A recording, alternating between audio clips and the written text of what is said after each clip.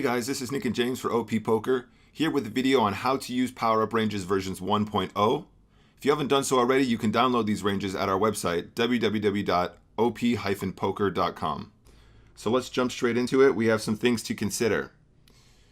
Stack depth. Tell me about stack depth, James. Why is it important? Oh, yeah. Well, stack depth, our charts are designed for around 25 big blind plays. So that, at the moment, is the first 5 hands of a power-up game, okay? Yeah. But these games are a sit-and-go format, and the blinds quickly escalate. So these charts will work for the majority of the game, especially while free-handed, but as things get shallow, the ranges change, and you can't use the charts all the time. So this is the most important thing to consider. Other things to consider are your open raise size. Yeah. So the charts are designed, again, around an open raise of about 3 big blinds from the button, which is very different to the standard play going on at the moment. The reason that we're doing a slightly larger sizing to the standard is because people are playing far too wide out of position.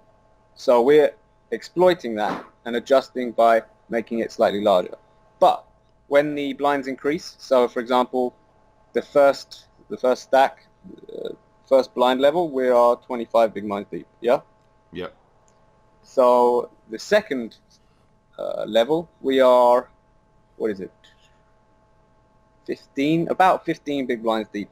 So making it 3 big blinds is going to put us in a spot where we will be committed far too often. So we'd make it slightly smaller. And again, when the blinds increase again, you have to start mint raising. So right. So yeah. in the games where we've been playing so far, we're starting opening 3 big blinds, and then around the second level, it's about 2.5. Yeah. And then when it gets super shallow, we're going back to just like a standard min raise. Yeah. And then there are a couple situations that we'll get into maybe in another video about going all in but one chip and that kind of thing, right? Yeah. For now, we're just looking at the power ranges that we made. Right. The next thing that we need to consider is our defend range. Yeah, it's quite an important part. So these charts are designed around the idea that people are min-raising into us. So far, what we've seen is that most players are playing it as fairly similar to what they would do in a spin and go. So they are min-raising the button.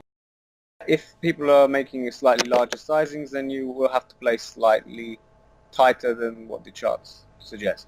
All right, cool. Next consideration is your power points and the power points of your opponents also. Yeah, so our charts are designed around everyone having 10 or more power points. This is quite often the case, especially early. But if someone has just used all of their points in an earlier hand, then you can play wider against them because you know that you have this extra advantage. Yeah. So you have to factor that in before you can make the decision. Yeah, right, absolutely. This is something that it took me a while to get used to as well, because there are lots of situations where you're behaving very differently, but if somebody doesn't have any points, you can kind of play it a lot more like a normal spin and go, because they don't have the opportunity to make use of the cards because they'll be really low on points because they might have splurged in the previous hand, right? Yeah, and it also works the other way as well. So if you don't have any power points, but the other two do, or you have much less power points, let's say you only have 5 points so that you can only use most of the time only 1 power, this puts you at a huge disadvantage. So your ranges need to be tightened up. And I think we predict that in the future, when people are a little bit more used to the points and stuff, that you can use your points as a kind of threat to an opponent as well. Yeah. So you can put a lot of pressure on them, and they can see that you've got a bunch of points, and they know that they're at a disadvantage, and they have to be folding a lot more often. Yeah, it's definitely a pressure thing. Oftentimes, you wouldn't even have to use your power points to get that advantage off of them. But we'll talk about that in another video. Yeah, cool. Okay. Next consideration for today is power cards. Hit me with the power cards. So we start with 2 power cards on the first round, I believe. Yep. And then for most of the match, you can have up to 3, and most people have 3 cards throughout the game.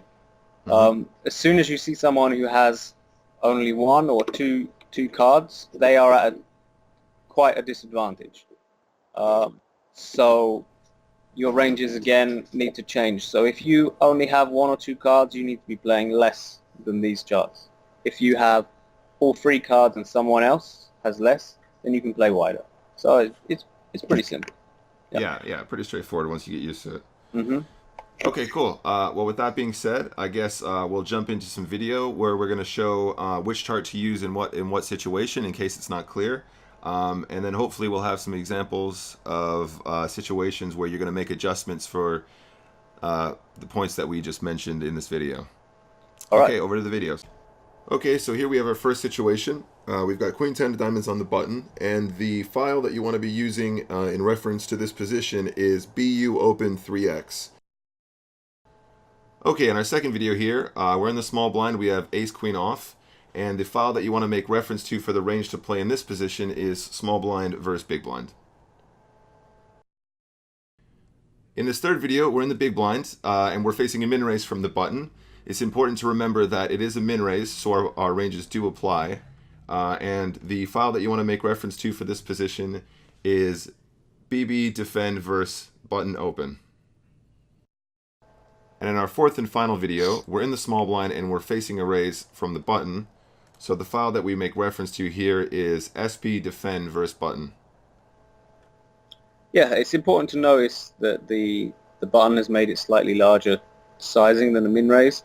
So even if you were to look at the charts and to see something right on the borderline that you weren't really sure that you should be playing it or not, you should consider maybe folding it because of this larger size.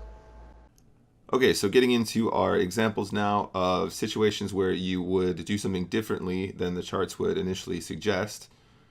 We have King 5 off on the button, but in this example you can see we've only got 4 power points. So our range needs to get slightly tighter to account for the fact that we don't have as many maneuvers post-flop. So in this situation we are on the button, we've got 7-4 off, which according to the charts is usually a fold. But you can see that we've got X-ray in our hands. So if we go ahead and play X-ray, it exposes one of our opponent's cards, and then it puts them in kind of a bad situation to be calling pre-flop. So we can put more pressure on them and we can open a lot wider here. Okay, so in this situation we have King Deuce off. We're in the small blind, and according to the charts this is usually a fold.